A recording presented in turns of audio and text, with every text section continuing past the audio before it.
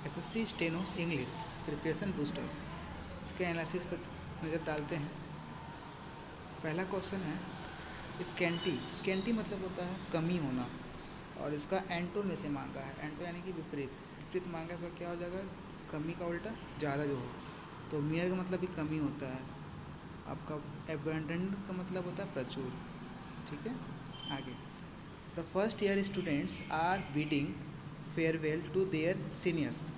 तो यहाँ पर मुझे पेसिव वॉइस करने के लिए बोला है, तो हम उसका वर्ब पे ध्यान देते हैं। तो ये जो इसका वर्ब है आर बिडिंग, आर बिडिंग यानी कि ये प्रेजेंट कंटिन्यूअस है, और प्रेजेंट कंटिन्यूअस एक्टिव फॉर्म में होता है। तो उसको अगर पेसिव बनाना होता है तो इज एम आर के साथ बीइंग वर्ड जुड़ता है, और उसके बाद वर्ब के साथ थर्ड फॉर्म लगता है। तो ये चीज़ हमको ध्यान देना है।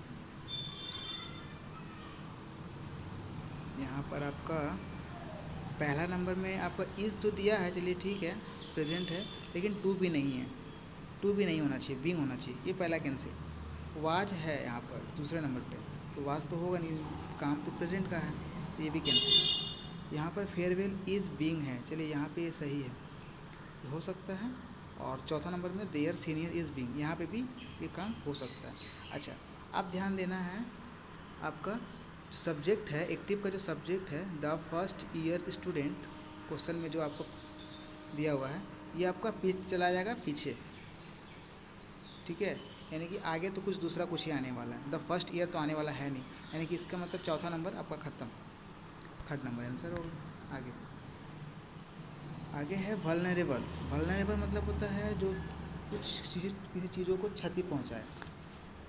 तो इसका उल्टा पूछ रहा है, जो क्षति ना पहुंचाए, किसी को सिक्योर करे।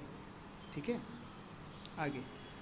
Dan said I need a clean shirt, I need a clean shirt, इसको हमको इनडायरेक्ट में बदलना है। तो कोमा, इन्वर्टेड कोमा को हटा देना है, जहाँ पर हटाने के बाद दैट लगेगा। तो डैन सेड सब में डैन सेड है, दैट सब में है। अच्छा, उसके बाद आई जो है, आई बदलता है फर्स्ट फॉर्म। तो फर्स्ट के लिए क्या है, फर्स्ट पर्सन के लिए बदलेगा। तो डैन क्या है, किसी लड़के का नाम है यहाँ पर, तो ही हो जाएगा।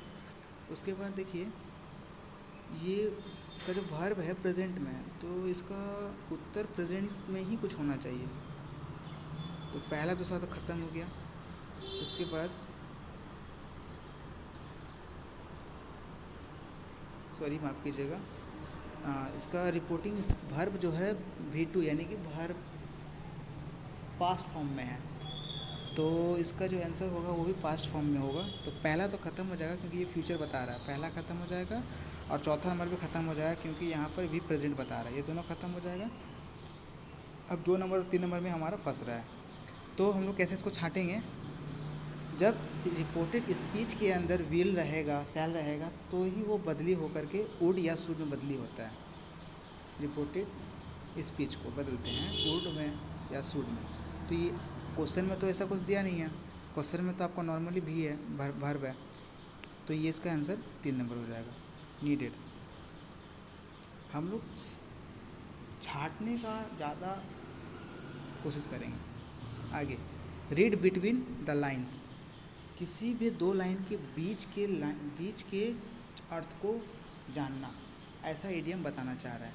इसका मतलब क्या हुआ, जो छुपी हुई बातें होती है उसको जान लेना, यानी कि 1 नंबर इसका आंसर सही होना चाहिए।